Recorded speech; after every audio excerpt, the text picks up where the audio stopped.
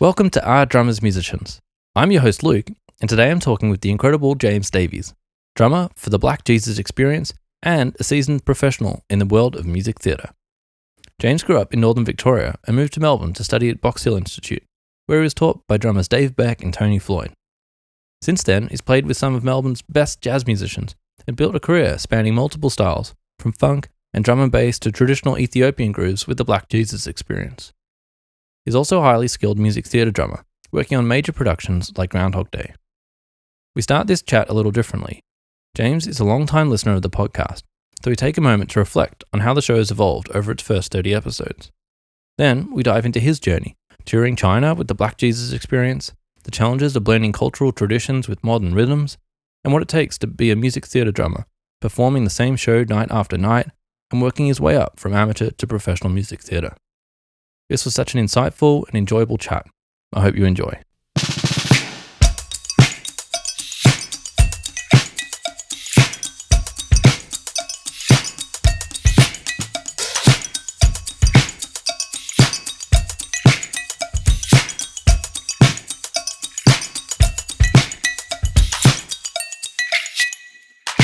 It's really funny because your sister sang at my wedding like a month ago. Oh my gosh, Yeah. really? Yeah. Wow. Yeah, dead set. Have you been because you play with Lawson, don't you? Yeah, so Lawson played guitar and Jessie sang us down the aisle, which was lovely. amazing. Yeah. Did she learn a special tune for you?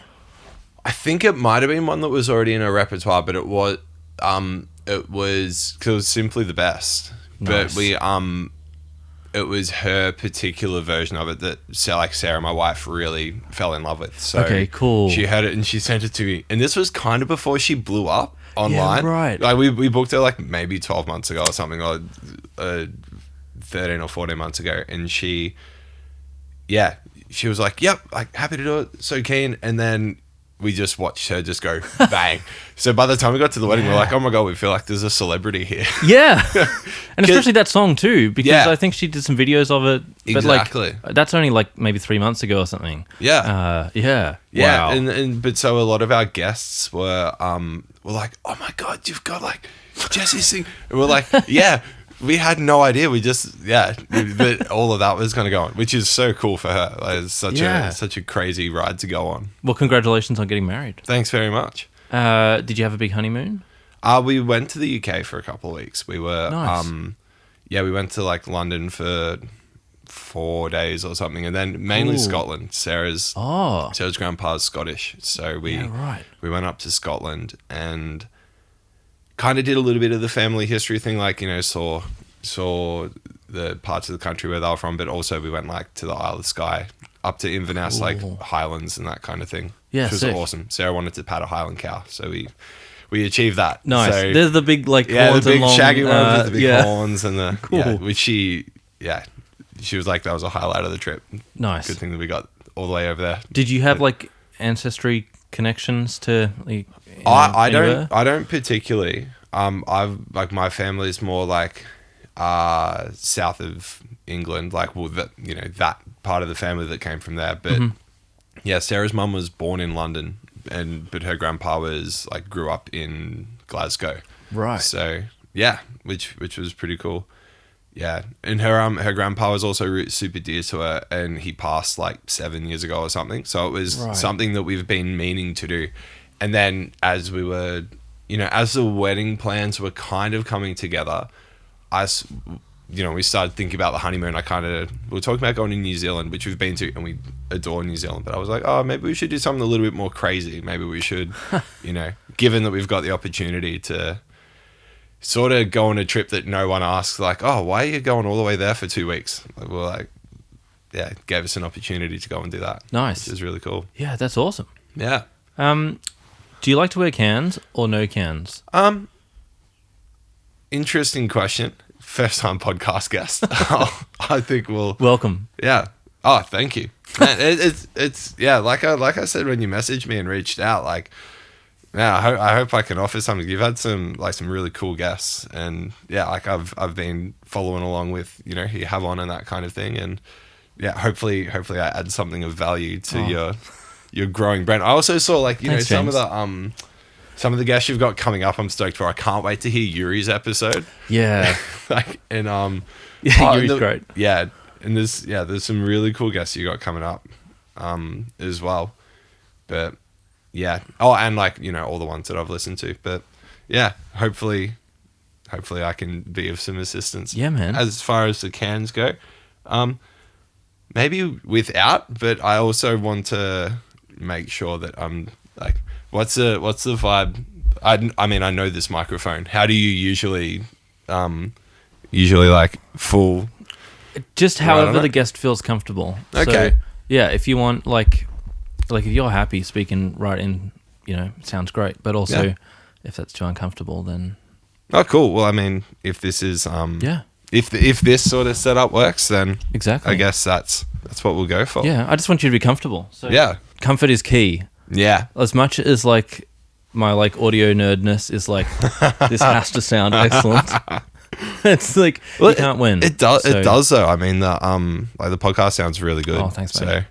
Well, yeah. When I say you can't win, I'd love to treat the room a bit better, but also it's our lounge room. Yeah. So a couple sound panels and it helps. I also think that's kind of the vibe. It is, right? It'd feel weird if we were in a studio. And there's some podcasts that you listen to, not necessarily music podcasts, but there's a few podcasts that I've listened to over the years that they go through a massive change in production and it just kind of loses something. It's like when they blow up and sign a deal with, I don't know, one of those big, whether it's a Spotify or a, what's that other one? Listener or something. Yeah, Listener. Yeah. When they do that and then it's all of a sudden, okay, cool. Now we're in a studio and it sounds like you're listening to Kiss FM and Well, because Listener spent I don't know how many $1 million building this massive podcast multi-studio. Wow. So there's I can't remember how many rooms. I got a mate who works there. Oh, cool. And he was saying there's X amount of brand new podcast studios. Yeah. So they've got cameras built in to all of it already. So it's always sound there's and the angle, there's the angle. Exactly. Everything's ready to go. Yeah. But they're a radio station. Yeah. But podcasts is a bit more lo-fi. Yeah. And so a lot of the really cool looking stuff is in a lounge room this. It's in a vibey room, not totally. in a pristine corporate box of radio land. Yeah, because then you're kind of there the whole time and like you say, you're not really comfortable. You're not sitting on a couch. You're not just chatting about things. You're sort of, okay, I'm on and I'm exactly okay. In 13 and a half minutes, we're going to get to the film that I'm promoting. So if we can just move it along. Exactly. Same reason for not filming it. I've had a few guests who want to film it and I'm happy to film a bit to promo whatever people are doing. Yeah. But I don't want to film a podcast because then it's now I'm thinking, I'm on a camera. So how am I looking? And it's just a whole nother layer of stuff. It kind of becomes more about, okay, I'm performing to the camera, I'm performing what I'm saying. And then you realize, have I actually said anything? Have I even gotten to, have I arrived at any points? Or am I just, so caught up in trying to do 7 things at once? And you don't want that. You just want an authentic time to talk to someone and get to know them. And for sure. Yeah. Yeah. And I think that's been the most, that's been the coolest thing about listening because there's not many podcasts that I've listened to where you kind of get in on the ground floor, but I saw you post the first episode. Oh, cool. So even across what have you got, 30 up now or something? Yeah, something like that. Hearing you as an interviewer and a host, go from those first couple where you can hear that you're kind of all right, let's see how this goes. Yeah. And now you're developing, it's not necessarily a shtick or anything, but it's kind of how your vibe as an interviewer is just kind of becoming more authentic and you're finding, your own voice within the space. Oh, thanks, but mate. Yeah. That's so lovely of you to say. Yeah. Listening back to a few of those early ones, it was pretty all right, we're happening. And the very first one, Jesse and I were going to do the interview together. Yeah. All right. And it was I'd prepped for this dual interview. And then Jesse's Sydney account went viral and she was I think I'm too busy young and have to I want to really build this brand. Yeah. So I was all right, well, I'll keep doing it by myself because I'd like to have this project for the year. And then it was like, oh, but I've like fully prepped this like Jewel thing, but now I'm here with Greg because I've booked it, and now I'm like, I really wish that I had not booked like Greg as interview number one. Interview number one, you just like right out of the bat. Yeah, because Greg's awesome, and he was so lovely that he said yes, and I was like, this would be really cool, and then it's like, oh, Greg's the most played episode, and it is by far like my worst interview. Greg's awesome, and he tells great stories, but it's not like that was me warming up. I should have done some like... like put it on a burner account somewhere. And like, exactly, just to get in the flow. Yeah. Because, the first few times it's like I'd get sucked into a story and then the story would end. And I'd be like... And then you go... Oh, it's on me. Because then he would look to me to like... Be like, where are we going next? Where next? Yeah, and I was like, oh, I'm just having a cool chat listening to your stories. Not like... Yeah. So then I wrote like practiced stuff to like, okay, how can I like fix it, and like some prompts to like, take it away. And now like you're episode 71. Wow. So it's 71. Like, yeah. That's cool. Now I feel like I'm just relaxed with it. And you're kind of getting into it. Yeah, and that's it. Like the ones that I'm listening to now, like I just listened to, I think it was Holly's episode the other day. Yep. And so that's like what, 25-ish. Yeah, something like that. So you're already like twice as far down the road from there again. It's exactly. Really cool. That was like 6 months ago. Yeah. And because I'm not working this year because I'm being so unwell, I was like, well, I can't do the editing stuff very quickly, but I can do the chats, and that's like quite energy giving. Yeah. So I may as well just like book them in whilst I've got the time and people are available. Yeah. And then I'll just bank it and can do that like admin stuff later. It's good to bank it as well, because then if a particular episode takes off, then you can, and there's more demand or something, you can go, well, cool, I'm going to go to 2 episodes a week, and there's no pressure, because you could do that for half a year. Yeah. And you've already got those episodes lined up. Yeah. Yeah. It's cool. Yeah. We've got 40 in the bank or whatever, which is wild, but it's great because of that exact reason. Like I don't have that pressure of like, I've got to like source something, and, I also didn't realize how many like Melbourne related music groups and like podcasts there were until I'd started it. Oh, right. And so it's been nice to try and be like, all right, well, like what can like the niche of my podcast be? Yeah. And I think because I've got this buffer, it's like, well, very clearly we're not about like promoting current affairs. Yes. Like it's nice to chat about what projects people are working on, and what they're excited about and what they've done, but it's not like next week I've got a gig at the corner. It's like, all right, we can post something about promo, but like... But you don't have to get to that. You're not hitting the mark. Exactly. On the 30th, my record comes out, and There's a few podcasts that are a bit like that, but it's just as we were sort of like learning what it was going to be like. Yeah. And now it's a bit more like, if I know someone well, maybe we chat about like a few specific projects or something that was specifically interesting. Or it's nice to like have a few like long form like deep dives into like, well, what was their like journey when they started on the instrument. Yeah. Because then you could listen to that at any time. It's kind of, it's always relevant. It's more of a historical document than which is the part that I really dig, because a friend of mine and I were chatting about this. It was probably during like the lockdowns or something. We were living together and we were talking about, because we were listening to, like it was probably early days of Corey Wong's podcast or something. Mm. And we were saying, it would be really cool if someone sort of did that in the Melbourne scene and documented music. And it's not necessarily the musicians that everybody knows, but just gives you a broad spectrum of what the scene is. You've got everyone from, like you started off with Greg, and then I've also like listened to interviews with people that I don't know who they are, and then by the end of the interview you go, oh cool, like they've done something pretty similar to me. They went to high school, fell in love with an instrument, and then they play, and then somehow they've ended up making it what they do. Yeah. And everyone's got a different journey of that, which is pretty awesome to hear that. Then to be able to link it back to them saying, where's your favorite venue to play? And it's somewhere on Brunswick Street. Yeah. You go, that's cool. I know that. That's part of the world that I came up in as well. Yeah. It's that like connection to scene rather than just like a I don't know, especially like for us in Australia, like the American thing, yeah. or like this is in London. Exactly. Like, yeah, it's a poster or a film. Like Exactly. It's like no, this is like us, and we know that place, and I've walked past there, or I've played it, and Yeah. It's my favorite thing is that like everybody sits on this couch, Yeah. like other than the few people that I go to see, but like it's like all right, you're in the seat, and then we've also had like a student in the seat, and then we've also got, you know, like Tony Floyd, who you learnt off, and then it's like a couple generations above. Like, it's like, okay, well, we're all just like humans, and we're all musicians, and we're all playing different stuff, and you know, there's no like, all right, well, that's like the elite guy who has like a drum tech that like does it all and a massive endorsement, and that's like on a whole different level to someone who's like, you know, just starting out with their practice kit at home because they're in high school. Like, it's all just like part of a journey, and it's nice to have like this equalizer of the space is a great equalizer. Yeah, everyone comes to the same space, and everyone exactly. It's kind of like passing the torch, like a sense of lineage, I suppose. It's nice that you like have that connection though, and like you've been listening from the start, so thanks, James. Yeah, it's really, really cool. Well, should I ask the like classic first question? Absolutely. What's the most recent album that you've listened to?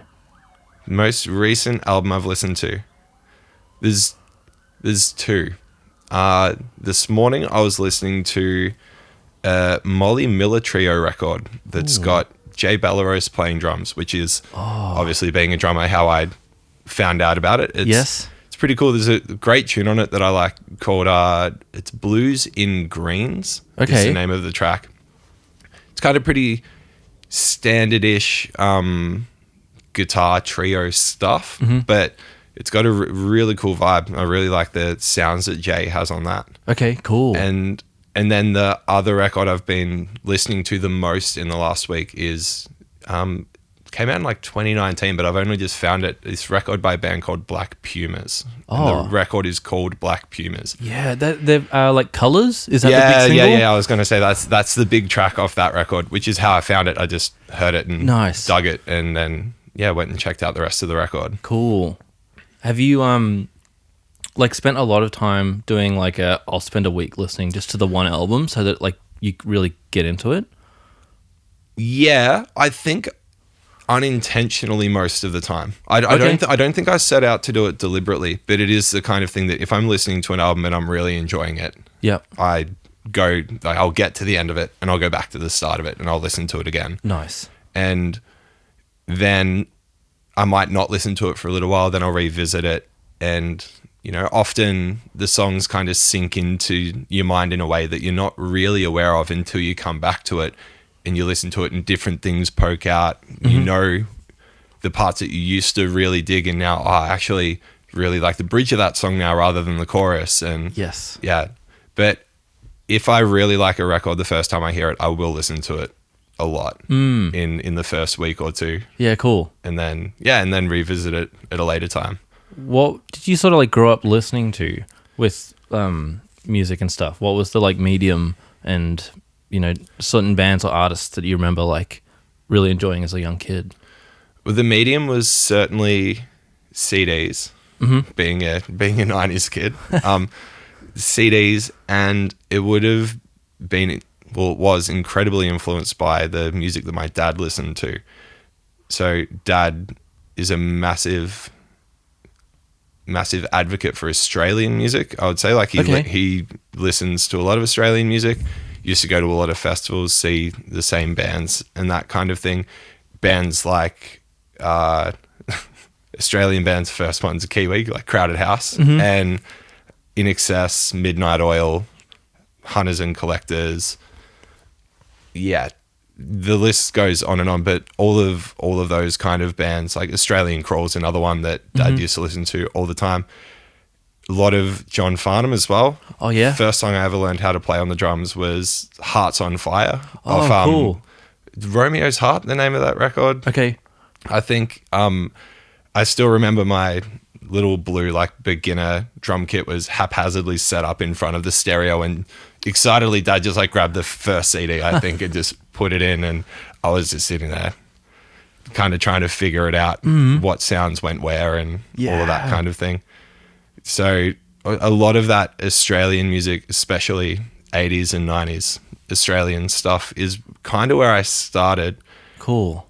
And then naturally through high school, that probably turned towards rock sort of stuff. Mm-hmm. I remember State of Emergency by Living End was The Living End was a massive record for me in high school. And then some more American bands like Red Hot Chili Peppers were massive. Mm-hmm. And yeah, a lot of that kind of vein of thing. Yeah, sure. Because whereabouts, I know that like Northern Victoria, Yes. like, are you happy to share like which town you're from? Yeah, I'm from a farming town halfway in between Shepparton and Echuca. This is very well rehearsed because I've been living in Melbourne for so long. Halfway between Shepparton and Echuca, called Kyabram. Oh, cool. I know Kai. Yeah. An inordinate amount of musicians from Kai in Melbourne. Is there? Yeah, I studied at Box Hill, and then there were 3 musicians that were in the year level below me that all came down. The reason I ended up in Melbourne studying music was because of a group of musicians that went through, I think they would have graduated when I was in year 7. So yeah, 5 or 6 years older than me, Mm-hmm. which were Ryan Meeking is like one of my best mates' brothers. And he was in a band that at the time was called Ryan Meeking and the Better Health, and has since gone on to be called Whitaker. And they all went down and studied music in Melbourne, and kind of knowing that existed led me down the same path. Wow. And especially to like Box Hill and that kind of thing.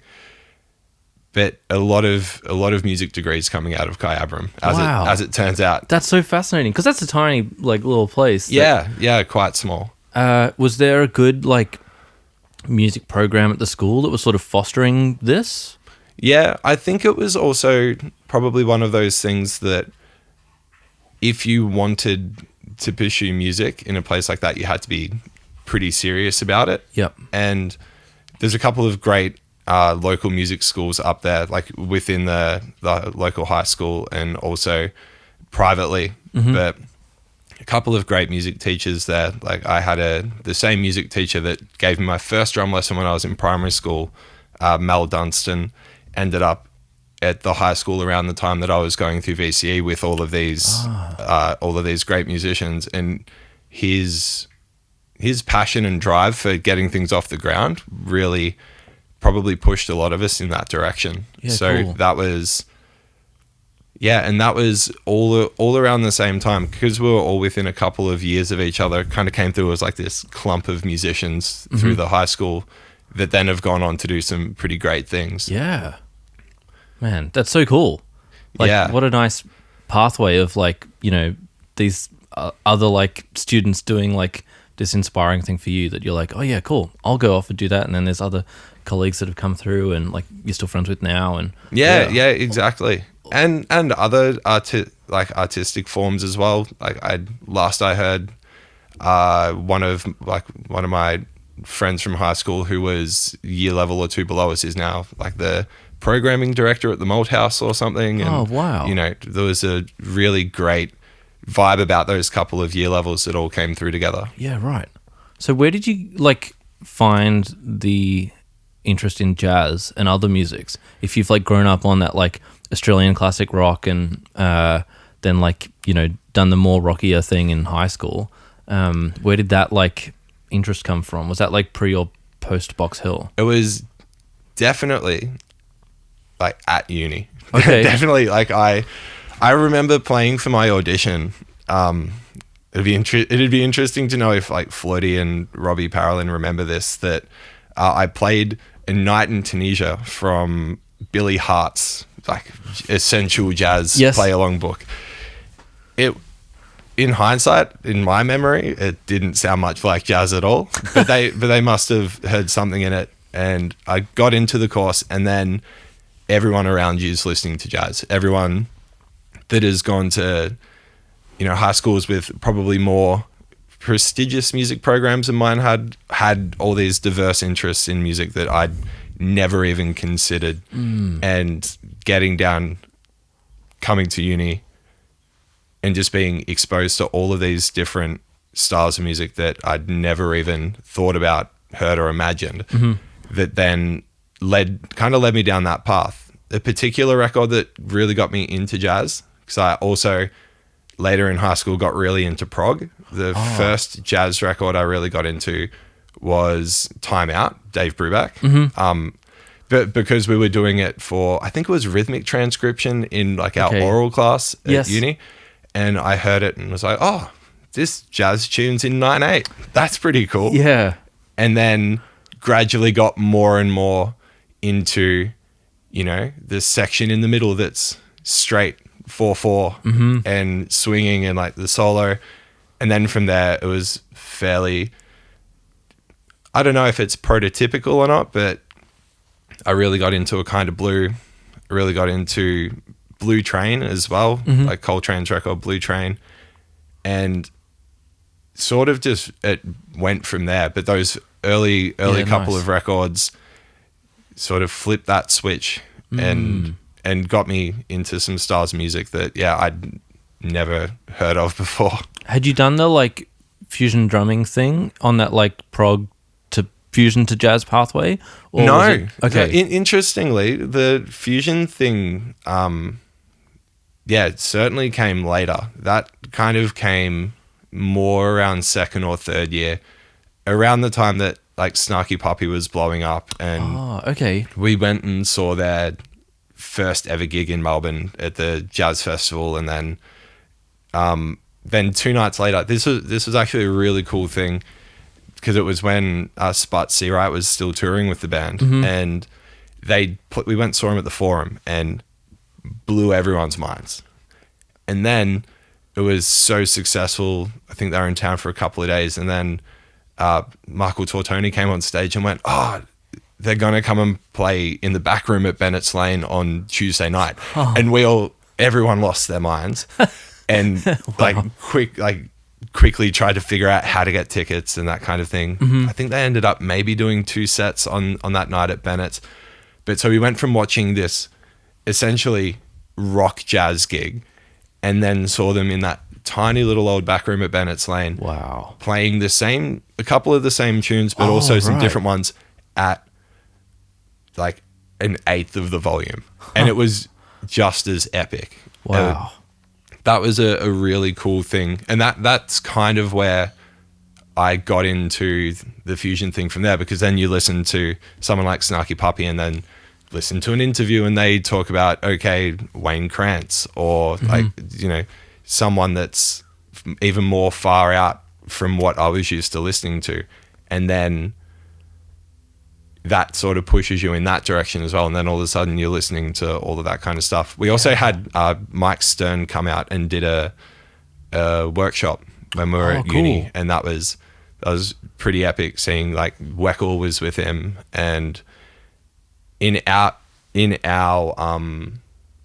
lecture studio where we were doing all our performances, seeing those guys like Bob Franceschini and Mike Stern and Dave Weckl all playing on that stage, and kind of going, so it's not the room. it might be us. Yes. Yeah, it's no longer the gear and the space, and if only I was in a nicer sounding room, my drums sounded would be so much better. I'm not sure why, but it didn't matter to Dave Weckl. I'm not sure why that is, but yeah, amazing. That's so cool though, that like you got to see them in the space that you were learning. And that Mike Stern came out with the band too, not just like to talk, but like to play. Yeah, and they did a full workshop.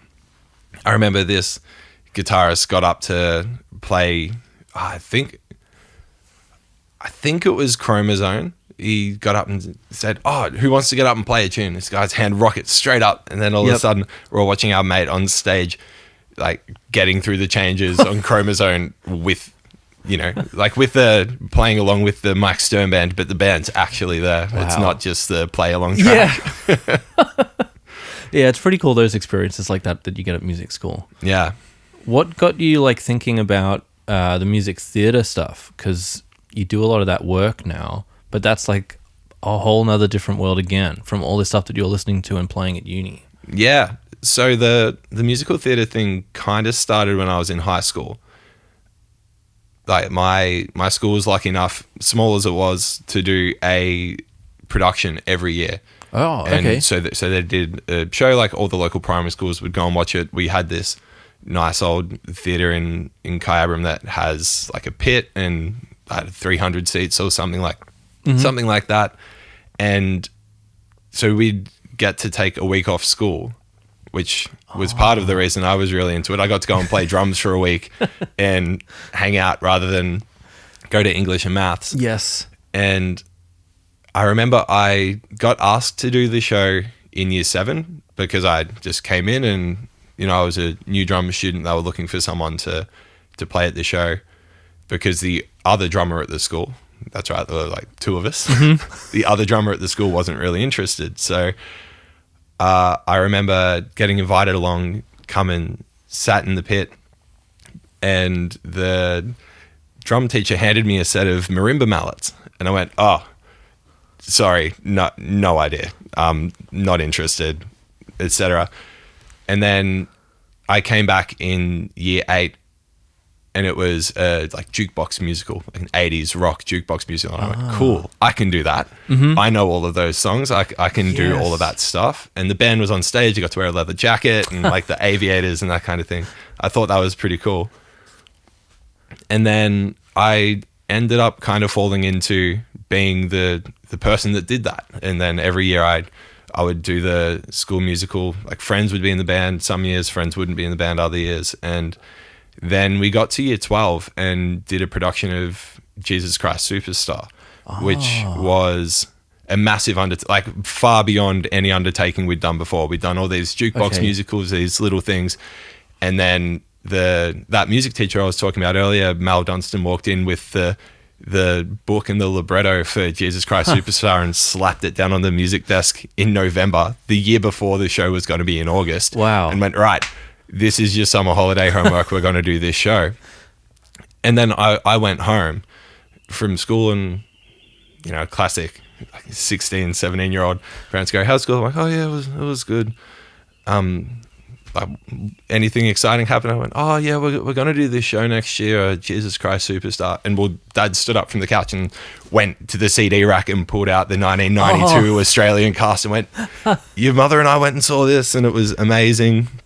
It's such a cool show, and how amped he was about it. And yeah, that really, I was like, oh, okay, cool. Maybe this is awesome. And then I went through and learned all of that stuff, and then the process for that show was far more involved than it was other years because of just how much more of a legitimate theatre show it was.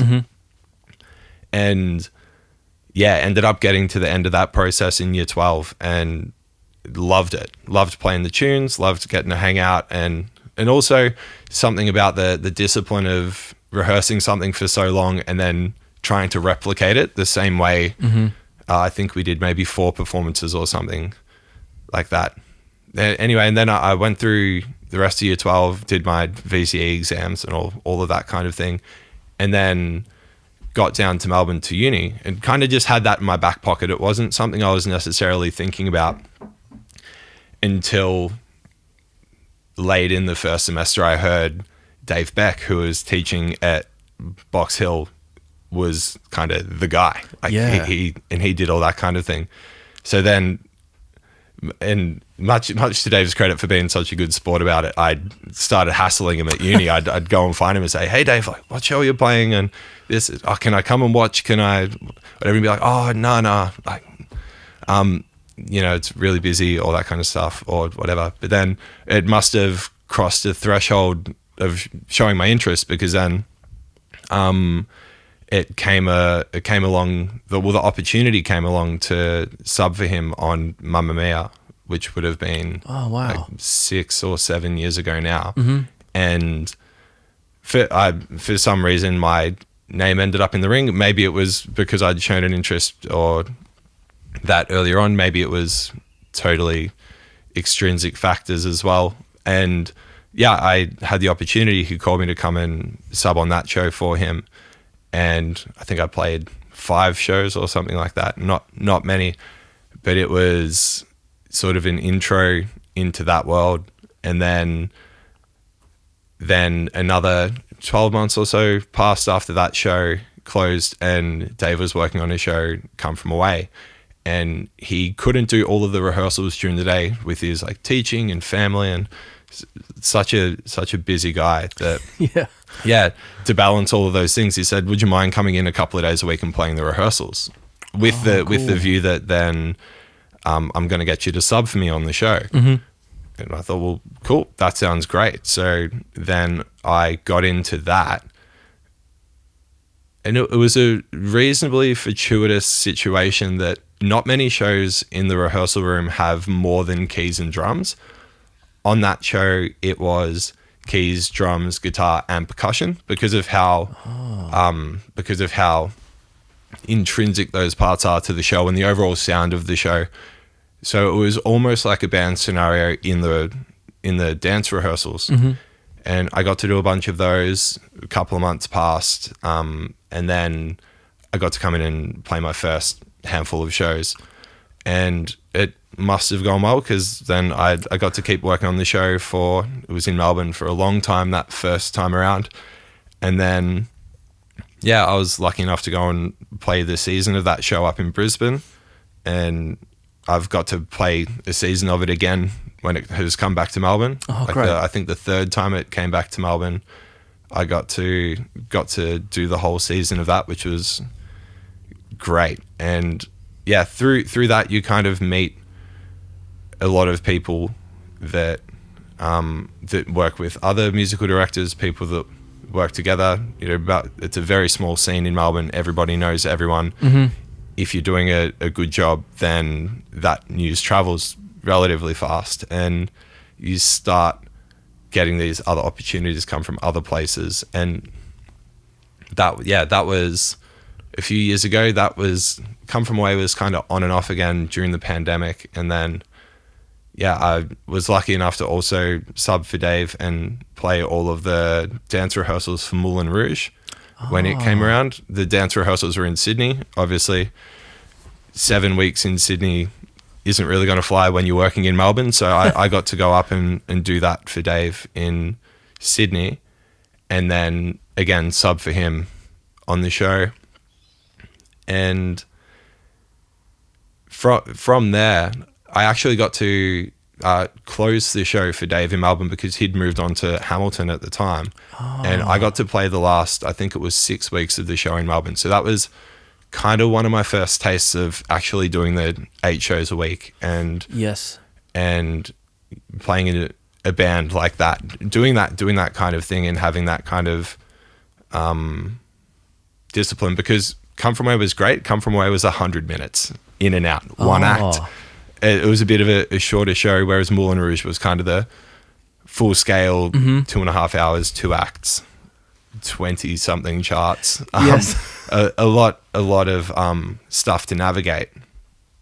And from there, I've been lucky enough kind of since then. I got to sub for Dave on Hamilton as well. And then from there, I've been lucky enough to start kind of getting some opportunities of my own. And like people have been recommending me for gigs and putting me forward when the opportunity arises, which is kind of where I've ended up now.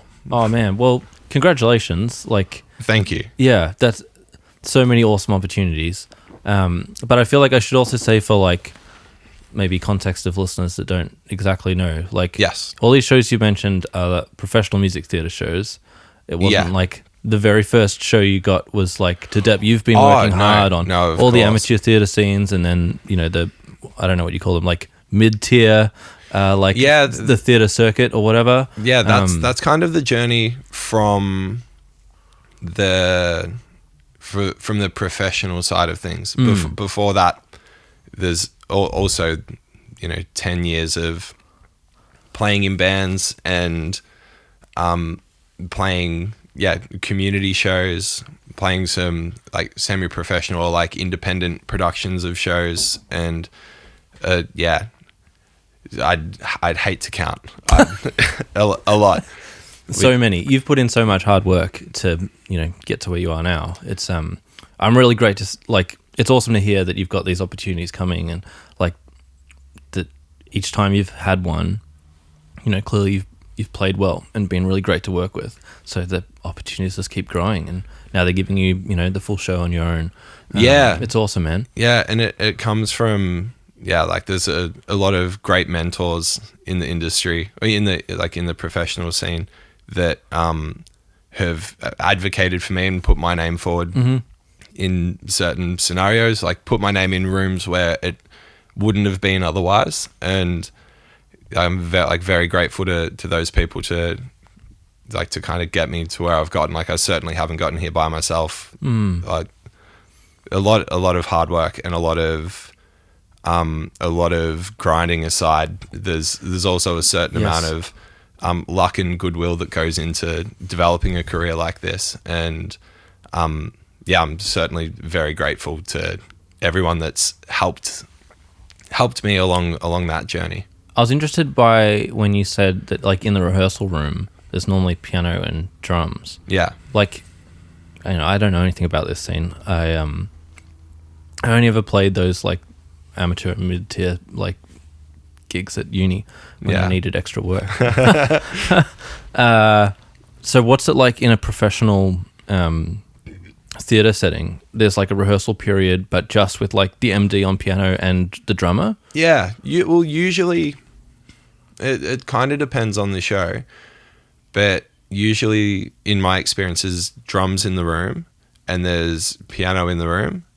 Usually the entire music team as well. So that will be the hierarchy of a show is usually that someone will come out from either West End or Broadway as a music supervisor to kind of basically bring their knowledge of the show and what they know about what goes into rehearsing it and putting it together.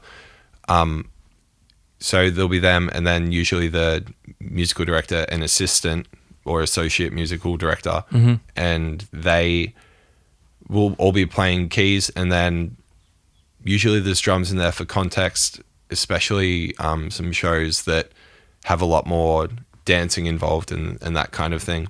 Yep. So that there's some more time in the room, so they get more of a feeling of, like, for the dancers, more of a feeling of what it's actually going to be like once they've got a full band underneath them, and for tempos and that kind of thing. Yeah, sure. Yeah, so usually the setup is drums and piano. On some other, like on Moulin Rouge, there's some Ableton or track elements in the show. So when we got up to running full numbers, we would, put that Ableton track on as well. So they'd have the sound effects of like mirroring particular choreography or that kind of thing. And it also, again, gets it one step closer to what it's going to feel like in the actual show. Yeah, Come From Away was pretty special, having 4 musicians in the room, because that was sort of very, very central to the show. Like, the musicians were all on stage during the show, aside from drums, and so they had to work in with the choreography and that kind of stuff as well. So yeah, that was pretty singular. I haven't kind of come across that in any other shows that I've worked on. Okay. Having that much musical support in the room. Yeah, sure. Yeah. So I remember I was learning off Dave at uni, which was an amazing time. But I was so fascinated. I think he was doing Lion King at about the time. Yeah. Because this would be like 2014-ish. Yeah, I think that's about right. Yeah. And I remember him talking about, like, trying to, like, it was like the musical was to click, and I think he was probably in a drum booth, and like trying to line up, like, how does everybody feel the click, and like where do we sit, and then like how do we actually still make it like groove and not just be like, like a MIDI sounding like thing. Yeah. Just everybody's just like playing the part, but like, the musical is all about like feeling and stuff. Certainly. What's it been like for you? Like, are you in an in-ears like click drum booth off to the side in like these modern, musicals like Moulin Rouge and stuff? Or? Yeah. So every show that I've played, every show that I've played, I've been in some variety of a drum booth. Depending on the show, it's in different locations in the theatre. Yeah, I did a production of Miss Saigon at Her Majesty's last year, and all the drums and percussion were in one big. We called it the refrigerator, because it was like a big walk-in, this big walk-in room with insulation on all of the walls. And Matt Levy from Orchestra Victoria and I were parked out the back there. And we had all of our instruments, but again, still in an isolated booth, still separate on cans and that kind of thing. All aside from that, it's always been in a drum booth where like the drums are isolated from everybody else. How does that feel to like play with all these musicians live, but that like aren't there with you? It's really interesting because I'm so far into it now. I have 5 or 6 years of having that kind of experience. Also, some of the independent shows and the higher level community productions that I did also had that element as well. So it was kind of a gradual, okay, now there's a couple of sound baffles up. Okay, now we've put a roof on it. Okay, now you've got cans. And then it wasn't really until I got to the professional shows that the click element was introduced. I think some shows are doing it now in, especially in the independent scene, with the proliferation of Ableton and that kind of thing. Everyone's become a lot more comfortable with that technology. Right. But yeah, so the first time I ever worked with a click was when I stepped in on Mamma Mia, and that was, it's an interesting thing because at the time you just so focused on getting all the notes right and not making a mistake and putting everything in the right spot, playing at the right dynamics, trying to lock in with everybody, that it kind of, at times you forget about the click in a good way. Like if you can hear beyond the click.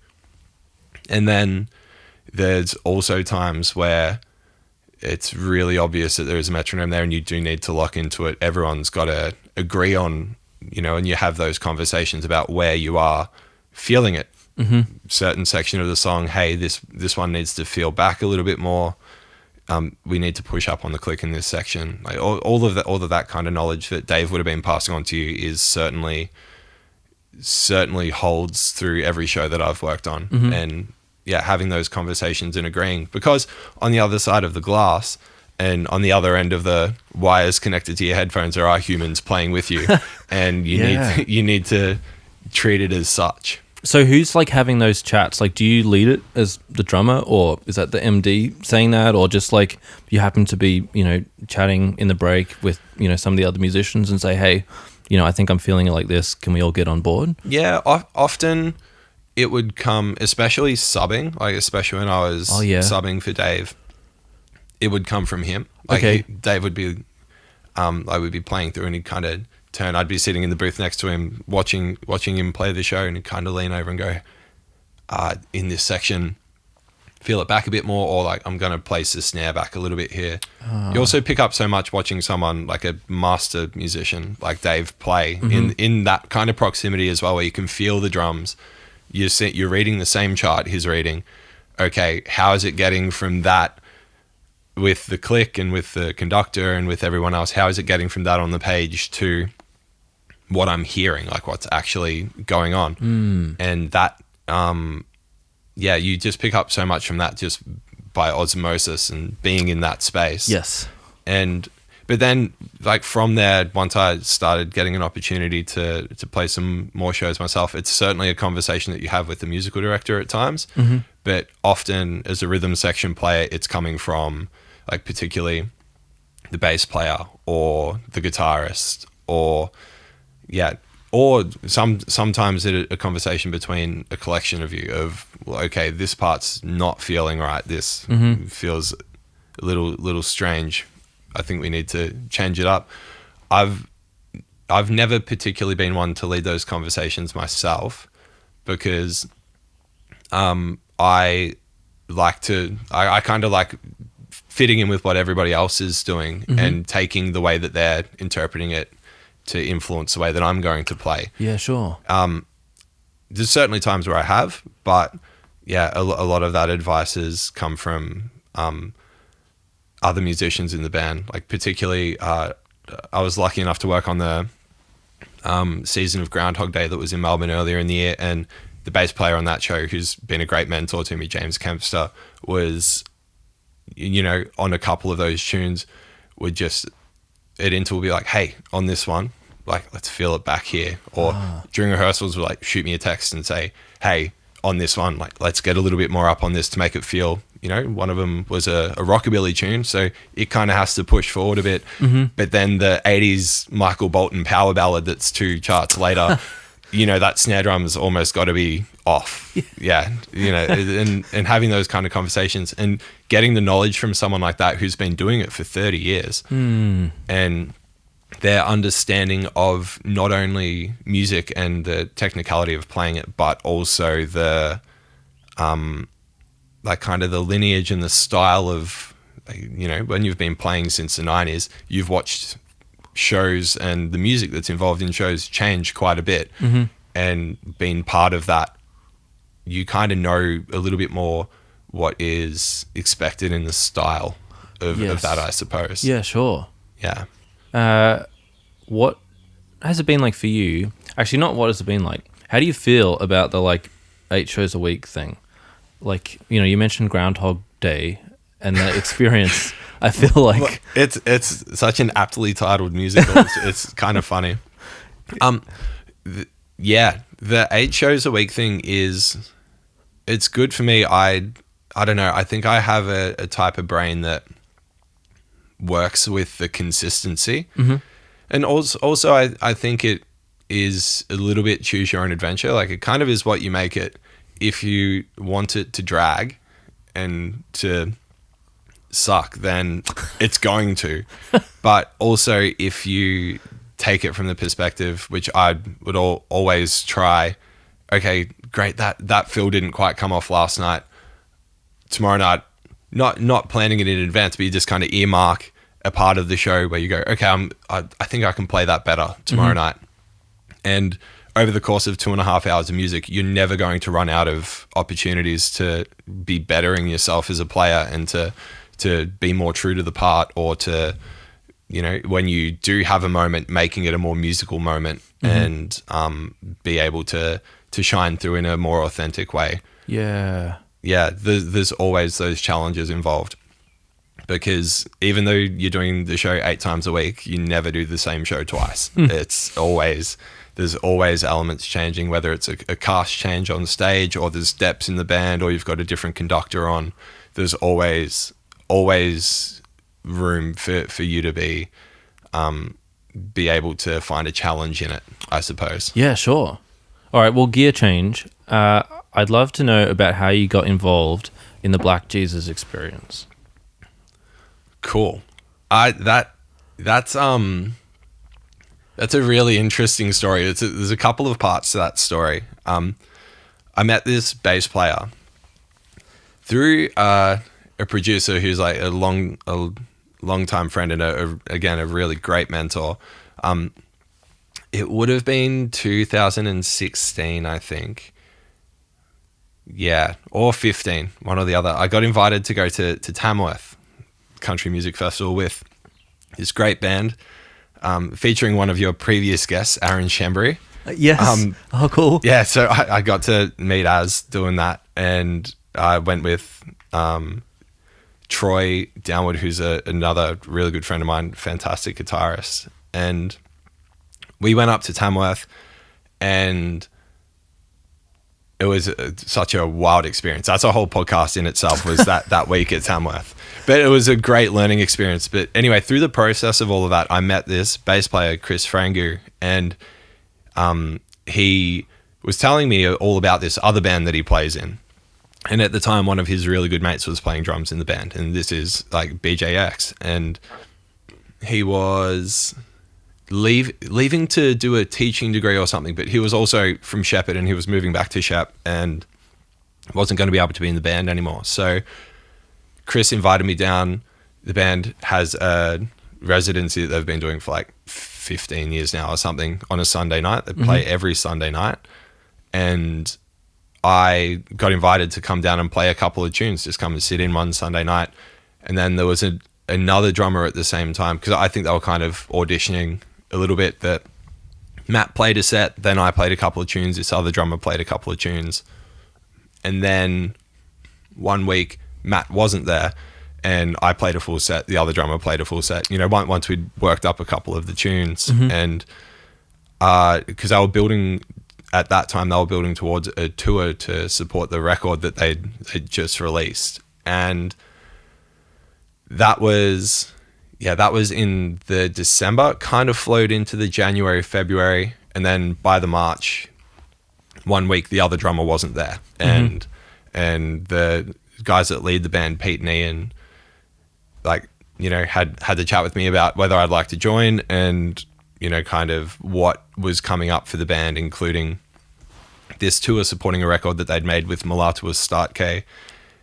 And then I was in the band from there. We did some really chaotic rushed rehearsals to get this tour set together. And then before we knew it, at the start of June, I was on a plane to fly to Brisbane to play our first gig on the tour. Wow. I think at the time, I might be misremembering this at this point, but I think it was the first time I'd flown anywhere to play a gig.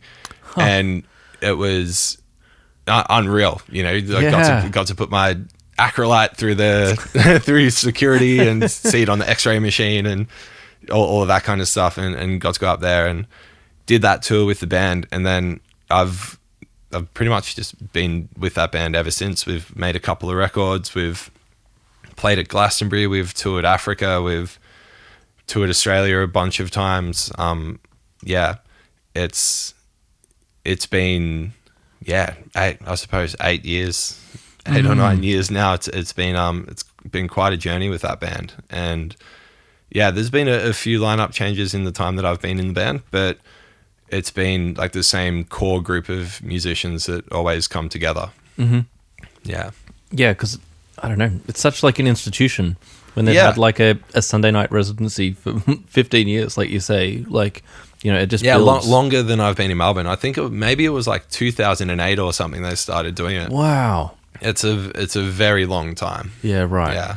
What's it been like going from, you know, playing the shows where, you know, you're doing this like music theatre, same thing, same night, to like the BJX where, you know, there's much more like improvisation and like you're doing original music and like there's creativity and like all sorts of different rhythms and stuff like that. Like, is it like, I don't know, I don't want to like put words in your mouth, but like, I'm wondering, like, do you treat it just as like, it's another gig, like I just put on, you know, different mindset, or does it come with like, I know, something different because it's not in that like structured theatre, same charts, same night, I don't know, like the routine, I suppose. Yeah, I think a little bit of column A, a little bit of column B. I certainly treat it in a hat scenario, like when I'm playing a theatre show, that's one gear of how I'd like to play. Yep. When I'm on a gig with BJX, it's a totally different thing. I'd, you know, grab from a different arsenal. I'd take different cymbals. I'd take a different ride cymbal, take a different snare drum, that kind of thing. And part of that mindset that I jump into is the creative side and the, you know, thinking about execution, absolutely, but thinking more in terms of color and form and like melodies and all of that kind of stuff that's coming from the rest of the band.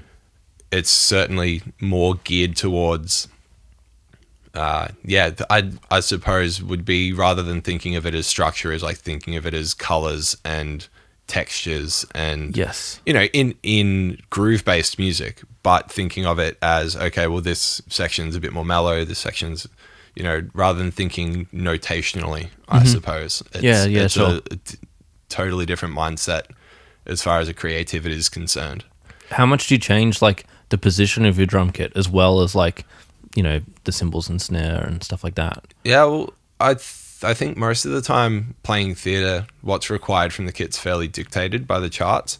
Usually when I'm playing with BJX, I will have like one up, one down, and ride cymbal 1 crash, 2 crashes if I can be bothered putting a second cymbal stand in the hardware case. But yeah, I get to choose how those drums sound. Whereas at work, it's kind of the sound is set. Okay, this is a 5-piece kit. You've got all these different sonic options.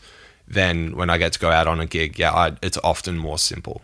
It's often just one up, one down, a couple of different colors of cymbals, and positioning wise, it's all pretty much the same. Yeah, cool. I only asked because Tony Floyd asked me to set up a kit for him at Jazz Lab. Yeah, because he was like flying in and was going to arrive like just as the gig started for Angela Davis, the sax player, and it's like, could you just run over? I'll like leave some cymbals with you and set up the kit for me. And I was like, yeah, but I've never like teched for you, so I don't know what your like setup is like. And he was like, I like my cymbals low for jazz. And I was like, okay. So I set up what like I thought it was good, and I sent him a picture, and he was like lower. I was like, okay. And so, you know, it's like about, the cymbals are about in line with like the first tom. That gives you like a bit of a height reference. And then I got a message. I sent him a message the next day. I was like, how was it? And he was like, it was good, but I lowered the cymbals. Lowered them. Like, I've seen you play a lot. Like, why so low?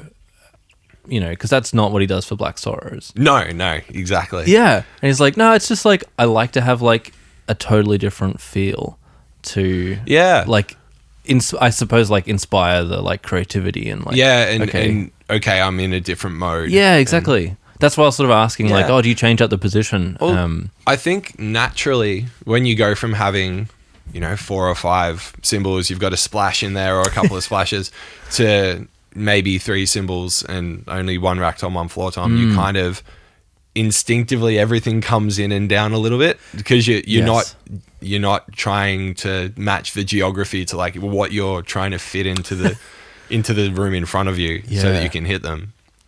There's probably so instinctively everything probably comes in a little and goes down a little bit. It's not necessarily from the perspective of like in a theater pit, ideally that's where I'd have everything. But okay, cool, I've got to fit a second splash there, so that crash has to go up, and that kind of thing. I hadn't thought about the positioning of all the different splash the cymbals. Logistics. It's so true. All right, well, I'd love to keep asking you so many questions, but I'm aware of what the time is. So we should play the question for the next guest game. Excellent. Chuck these cans on.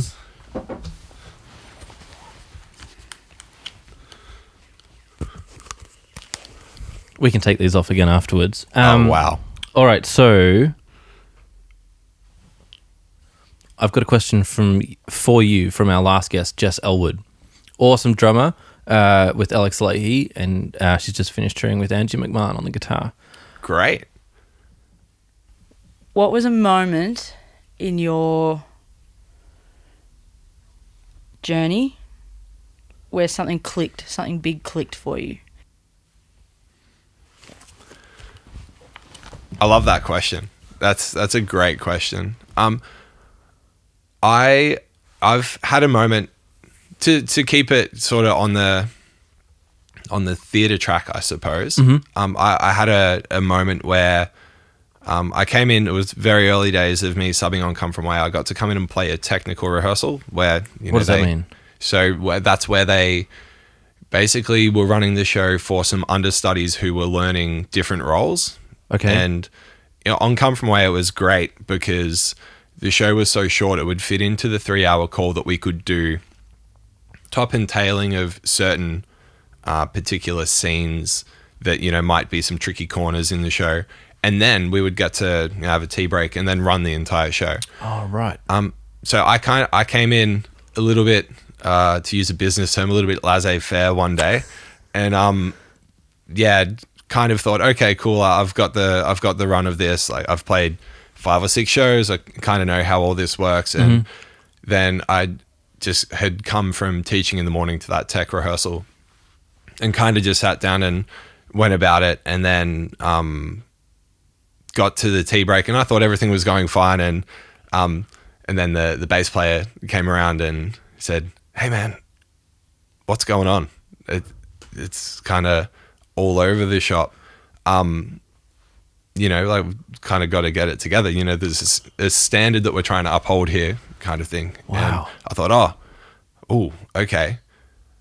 So needless to say, I didn't spend my tea break drinking tea and chatting with everybody. I went back into the booth and really thought about, like I just put on a click and just played some basic stuff not from the show, just to sort of recenter myself and, you know, get back to that. And also just thinking about, you know, the quality and also what I was trying to do, and also the standard that I'm incredibly critical of my own playing, the standard that I wanted to uphold. And yeah, then had the opportunity to run through the whole show. And then afterwards I went and saw the bass player and said, "Hey, like, first of all, thanks for being a great mentor and letting me know, not just letting me play badly and not get away with it as such, but just letting me know, you know, that we are here and it's, you know, it's got to be a certain way."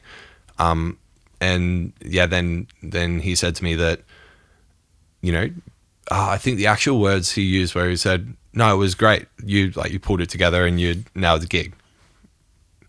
So then from there, walking from there back to my car, I thought, right, okay, I can't come in with that attitude again. And it was circumstantial and all of that kind of thing, but everything can be if you allow it to be. And when you're trying to do something 8 times a week, you need to, I suppose that's the thing that clicked, is that gear of when you get there, when you sit down, right, here I am. This is what's in front of me, and this is what I've got to be able to execute. So that was a moment where that really clicked for me about making sure that you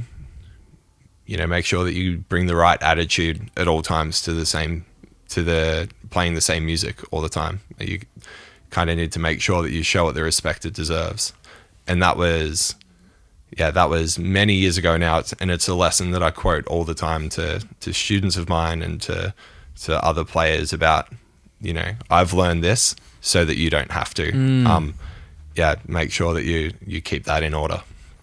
Do you have a routine or anything now to like help you get into that space before you know, start to play a show? Yeah, generally it's not so much a playing routine. Usually by the time I get to work, it's not the first time I've held sticks for the day. So I've usually been like playing during the day, doing other things. It's more of I get to work, check the tuning of each drum, make sure the music's lined up on my stand, you know, fill out my drink bottle, and just kind of take those 5-10 minutes before the show to really put your attention where you are, and and make sure that you're ready for the 2.5 hours ahead. Yeah. Wow. Well, thanks for sharing. Like, it's always tough to get like such harsh feedback, but it sounds like presented in such a good way, and amazing that you just took it on and went, all right, well, you know, like there's a bit of like a wake up call of like, all right, I'm going to have to be really deliberate about this. And yeah, exactly. And I think it's really important as well to share that you're not always awesome, and you're not always, you know, there are hard lessons. Every musician learns hard lessons. It's all of those stories that you hear about, like Charlie Parker having a ride cymbal thrown at him and all of that sort of stuff. Yeah. Everyone has a story like that, regardless of who they are. Yeah. And yeah, it's kind of important to share that stuff as well as all of the successes. You know, there are lessons that everybody learns along the way. Well, thanks for being vulnerable with that. Yeah, it's really appreciated, and I'm sure it definitely resonates with me. And like you say, everybody's had them. Yeah, exactly. Just not that many people talk about it. Yeah. Well, what question would you like to ask our next guest?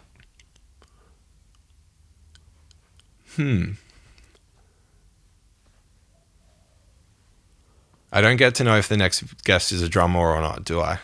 No, but you can ask a drummer-related question and a... Oh, okay. A drummer-related question and a other musician-focused...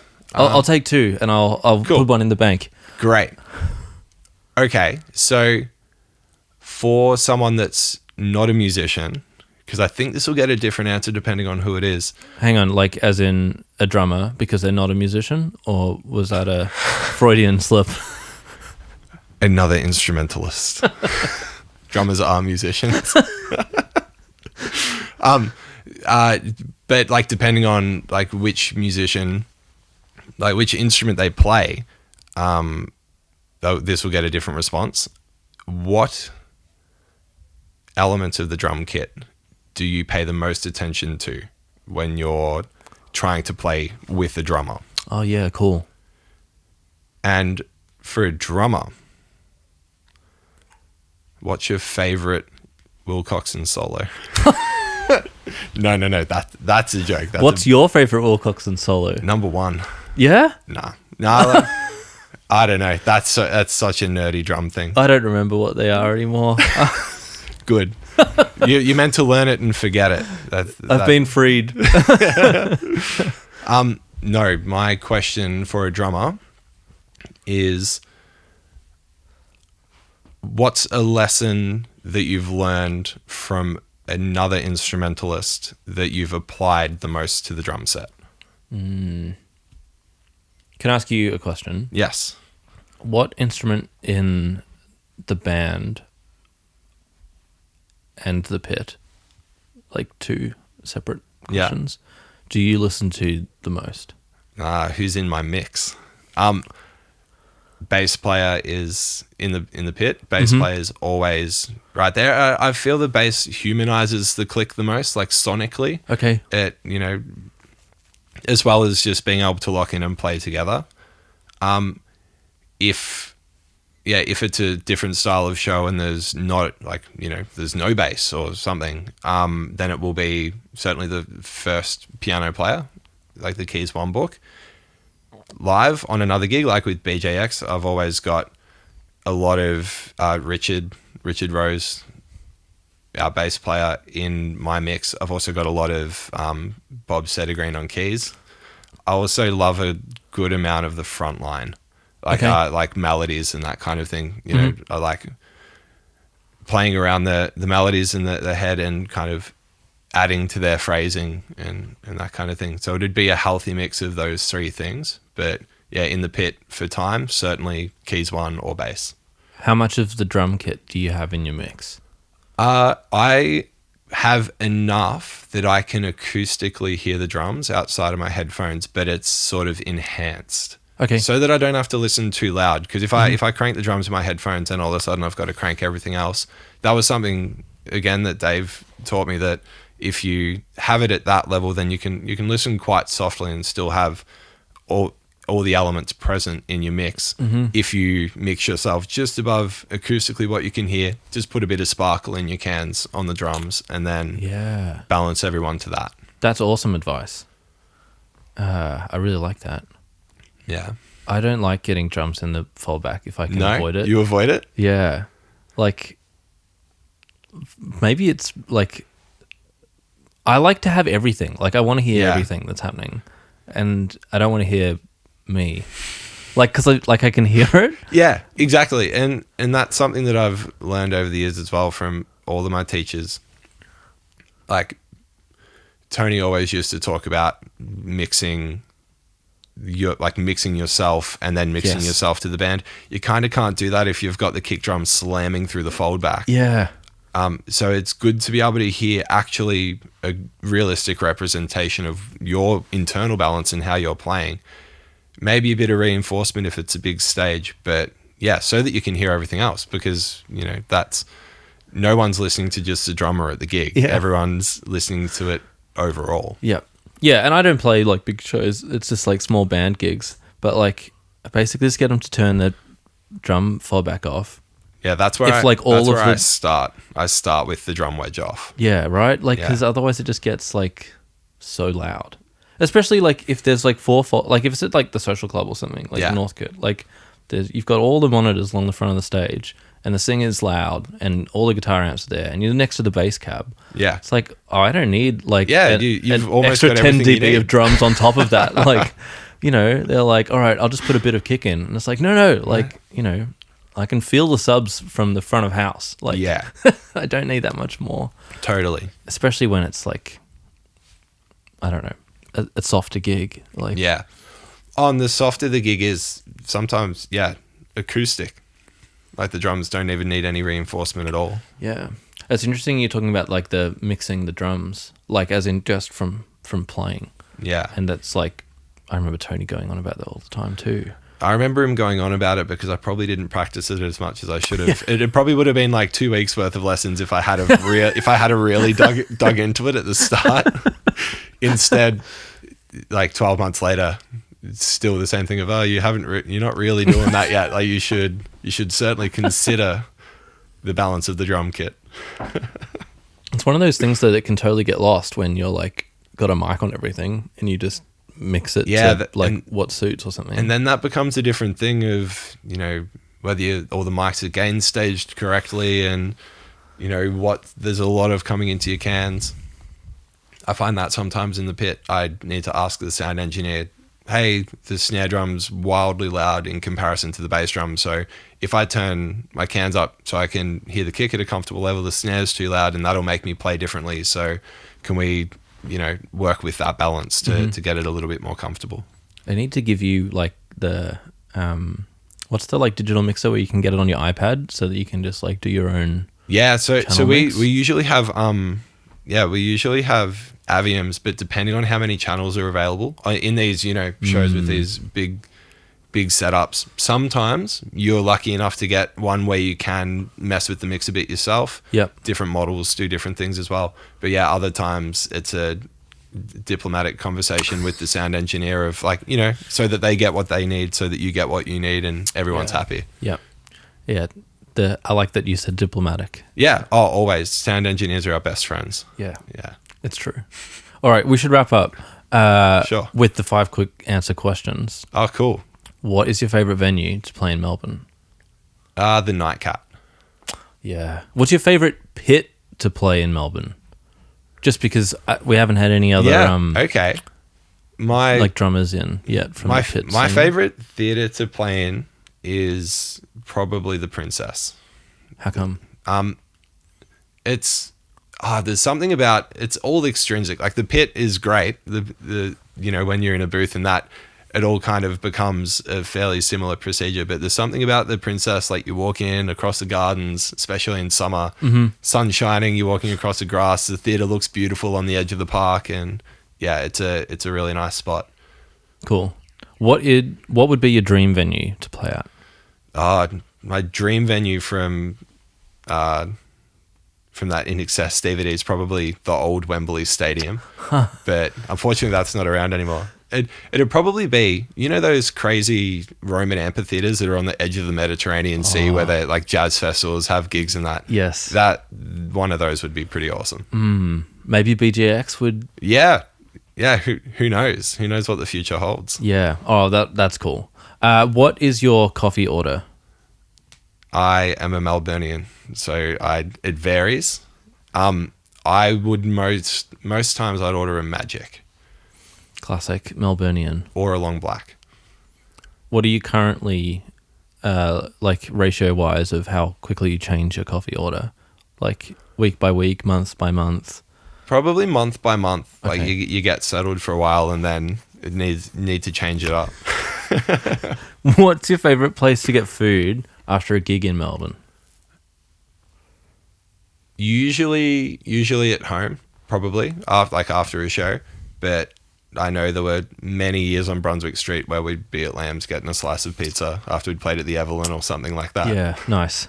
What is there any like hang with the like theatre post show, or does everyone just like clock off and go home because we've all got to be back here tomorrow? It kind of depends. It depends on the setup of the band and, where you are in the theatre and all that kind of stuff. There's usually a pretty consistent hang on a Thursday night, that people either go to or don't go to. But it's sort of set up as a way that, it's there if you want it. And everyone from the theatre industry kind of goes for a drink on a Thursday night. Yeah, right. Yeah. That's cool. But then, depending on the band, sometimes bands will like go out for dinner between shows and that kind of stuff as well. Mm-hmm. All right, final question. What is one piece of advice that you would give to your younger self? Ooh, to my younger self.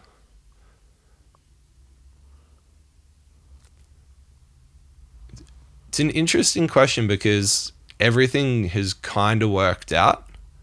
In one of those butterfly effect things of, okay, if I change something, does it change everything? The best piece of advice I got when I was younger, I'll start there. The best piece of advice I got when I was younger was when I was going to school. Like the last thing my dad said to me when I was driving to Melbourne, like to move to Melbourne and go to uni, was make sure that you're the first person to play in class. Like make sure that you're the first person to get up and just, be the man in the arena kind of thing. Mm-hmm. Put yourself out there, because then you never know what will happen. Whereas if the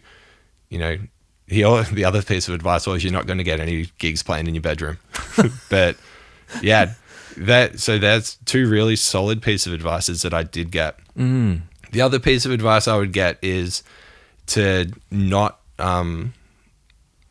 think anything is outside of your reach wherever you're coming from. Like if you want to pursue a certain style of music, if you want to pursue a certain career in music, you can definitely get there, and the journey is always more exciting than the destination. So if you go after something, you could end up somewhere really cool. Well, mate, thank you so much for sharing. Yeah, thank you for having me. It's a pleasure to be involved. It's been really cool. I was looking back through our Facebook Messenger history because I depped for a gig of yours 10 years ago. Yeah, at the TOFF. Yeah. No, not the TOFF. What's Chapel Off Chapel? Chapel Off Chapel. I was going to say it would have been that. Yeah. And did you also teach at Silverton? No. Okay. No. Someone else taught at Silverton. We'll find them. It was only because I had Caitlin Thomas over for the podcast. Oh, cool. And she was like, I took over from you at Silverton. Oh, yeah. And I was like, oh, that's cool. I always love hearing that kind of stuff of like when you hear from a teacher that's taken over from you at a school, or, so on and so forth, you hear a student's doing well or something like that. Yeah, it's nice. Yeah. But what was... Oh, no, sorry. I threw the Silverton thing and it threw me off. Anyway, thank you so much for doing this, James. It's great to see... Oh, that's what I was trying to say. It's awesome to see you're hustling it to do all of these independent shows and stuff. And now you're doing the pro circuit and you've built a great reputation, and it's exciting to see how much you've grown in such a short amount of time. But it's also probably feels like a long time to you too. That's a lot of work in a specific field to chase it, but it's also really cool to hear you be like, no, it's all working out. And yeah. Congratulations. Thank you. It's kind of that thing that people say that it's always 10 years work to an overnight success. Yeah, absolutely. Yeah, that's so true. But thanks for doing this, and I'd love to have you back to get your Tamworth story. That sounds fun, and also check in to see if you're still enjoying the theatre scene, and what other gigs you've been getting up to too, because we didn't even get to chat about your fusion band and all the other things. Yeah, but that actually, when I listened to the episode that you had with Aaron Srianen, that reignited the group chat. Everybody jumped in and went, all right, we've got to, because we haven't played a gig this year, and we play a gig every year, so it's ignited that. You've got a couple months left. Exactly. And then when this episode comes out next year, hopefully there'll also be plans for that gig to line up potentially as well. Definitely. All right, thanks, James. Awesome. Thanks, Luke. Thanks for joining us on Our Drummers Musicians. I hope you enjoyed diving into the world of another musician as much as I did. Help us grow by leaving a review and sharing the podcast with your friends, family, favorite artist, or anyone else who might enjoy it. For more info and updates, visit ourdrummersmusicians.com. See you next time.